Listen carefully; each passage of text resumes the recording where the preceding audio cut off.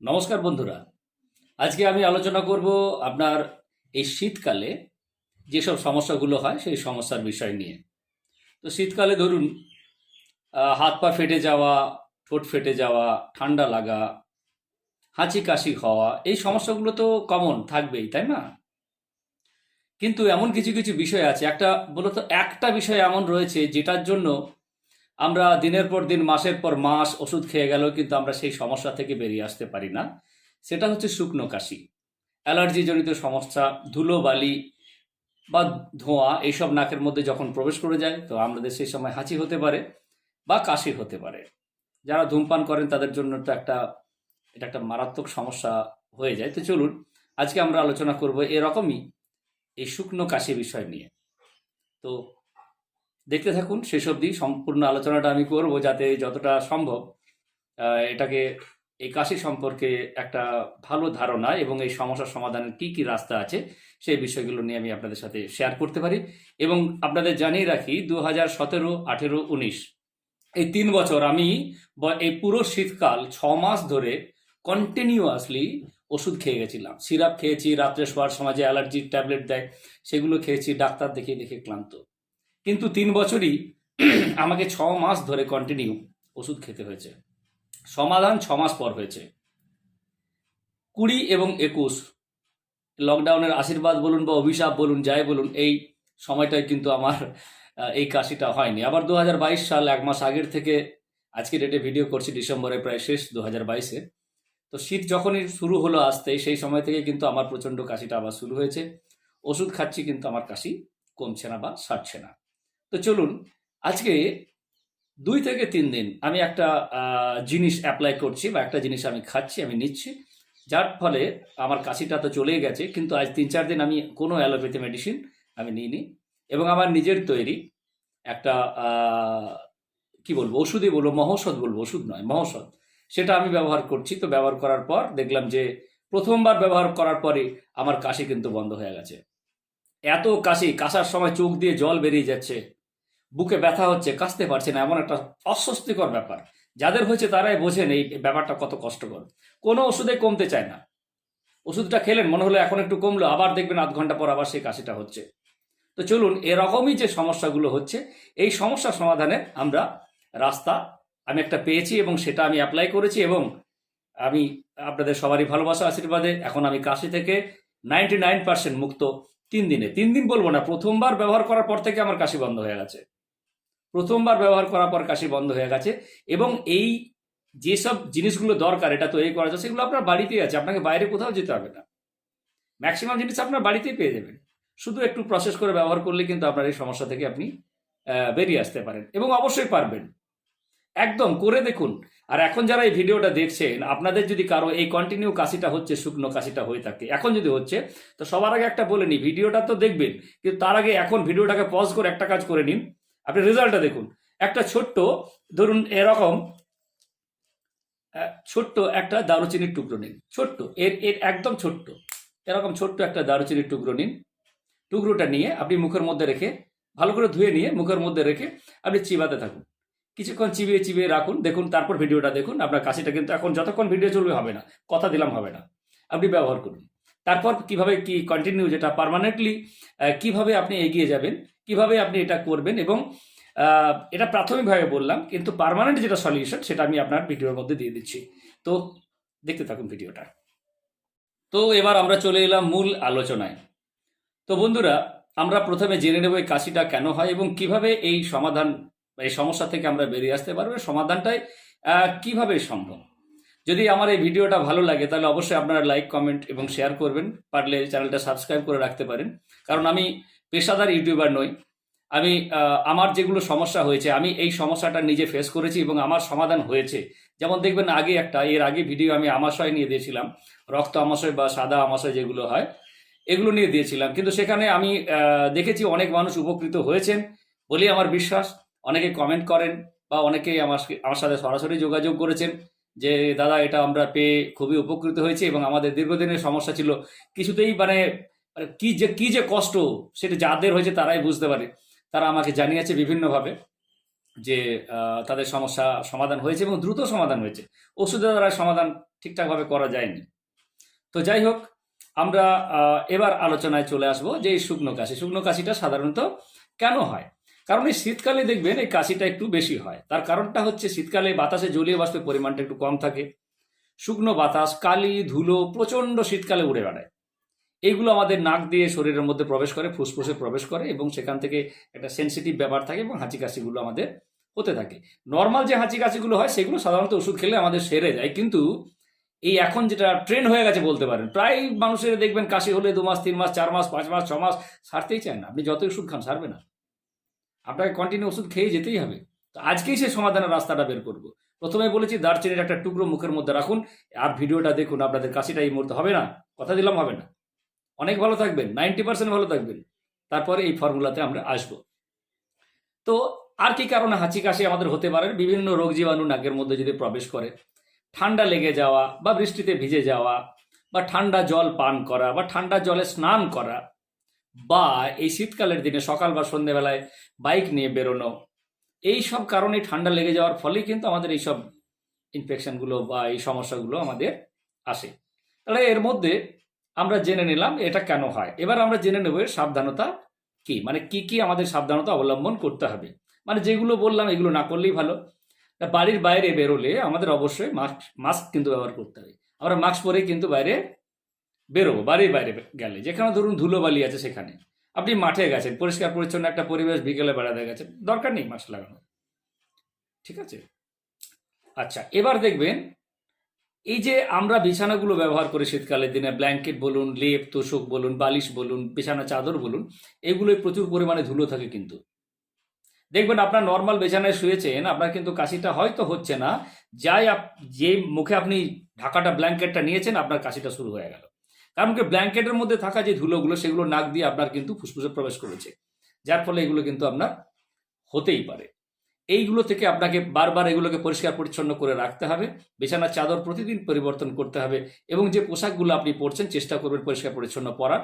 ধুলো বালিকালি বাইরে যে পোশাক পরে গেলেন সেটা বাইরেই খুলে রাখুন, ভালো হয় এটা করলে। তো এটা করলে অনেক উপকারটা পাবেন। এছাড়া আরেকটা জিনিস করতে হবে, গরম জল কিন্তু অবশ্যই আপনাদের খেতে হবে। এরকম কাঁচের গ্লাস নেবেন, কাঁচের গ্লাসে গরম জলটা একটু আস্তে আস্তে ধীরে ধীরে ভালোভাবে বসে খাবেন। গরম জল দাঁড়িয়ে, কোনো জল কখনো দাঁড়িয়ে খেতে নেই, বসে বসে খাবেন, এতে অনেক উপকার হয়। দাঁড়িয়ে জল খেলে নাকি হাঁটুর ব্যথা হয়, এ ধরনের একটা প্রবলেম থাকে। তো আমরা বসে বসে জল খাবো। হ্যাঁ, গরম জল আস্তে আস্তে খাবো, ব্যস্ত হব না। কয়েকদিন আমাদের বাইক চালানো থেকে বিরত থাকতে হবে। ঠান্ডা যাতে না লাগে তার ব্যবস্থা আপনাকে করতে হবে। খুব সকালে বা রাতের দিকে আপনার বাইক নিয়ে বা ঠান্ডা ওয়েদারে একটু সাবধানতার সঙ্গে বেরোবেন। যদি বেরোতে হয় বেরোতে হবে, ঠিক আছে? আর প্রতিদিন অন্তত 1 ঘন্টা রোদ্রে থাকুন। প্রতিদিন অন্তত 1 ঘন্টা রোদ্রে থাকার চেষ্টা করুন। এতে কি হবে না, আপনি অনেক উপকার পাবেন, ঠিক আছে? তো এই গেল মোটামুটি আমাদের কি বলবো সাবধানতা। এগুলো একটু একটু আধটু সেগুলো সবাই করলেই আপনারা পারবেন, কোনো অসুবিধা নেই, প্রত্যেকেই অভিজ্ঞ, অসুবিধা নেই। আচ্ছা, এরপর আমরা যেটা আলোচনা করব, মূল বিষয় যেটা প্রথমে বলেছি, দারুচিনির টুকরো মুখে। কার কার কাশি হচ্ছে এই ভিডিওটা দেখতে দেখতে দেখতে তারা কিন্তু কমেন্ট করবেন যে আপনি বলেছিলেন দারুচিনির মুখে নিয়ে তাও কাশি হয়েছে। আর যাদের কাশিটা কমেছে দেখতে দেখতে, যারা একটু 2%, 5%, 10% যদি কারো কাশিটা কম থাকে, সে কিন্তু অবশ্যই লিখবেন যে হ্যাঁ, আপনার পরামর্শে আমার কিন্তু কাশিটা ভিডিও দেখাকালীন হয়নি, এটা কিন্তু বলবেন। তাহলে আমারও প্রাউড ফিল হবে এবং পরবর্তীতে যদি আরও কোনো সমস্যা সমাধান রাস্তা আমার কাছে জানা থাকে এবং সহজে, তাহলে আমি আপনাদের সাথে শেয়ার করব। প্রথমে বলেছি আমি পেশাদার ইউটিউবার নই, ঠিক আছে? তো এবার কষ্টটা কেমন হয়? এই যে শুকনো কাশি, কি হয়? কাশির সময় চোখ দিয়ে গড় গড় করে জল বেরিয়ে আসবে, বুকে প্রচণ্ড ব্যথা হবে, কাশিটা মনে হয় যে কেন কাশবো, আর কাশতে গেলে ফুসফুসটা মুখ দিয়ে বেরিয়ে আসবে এরকম মনে হবে, বুকে ব্যথা হয়ে যাবে। কারো কারো এই কাশির কারণে কোমর অবধি ব্যথা হয়ে যায়।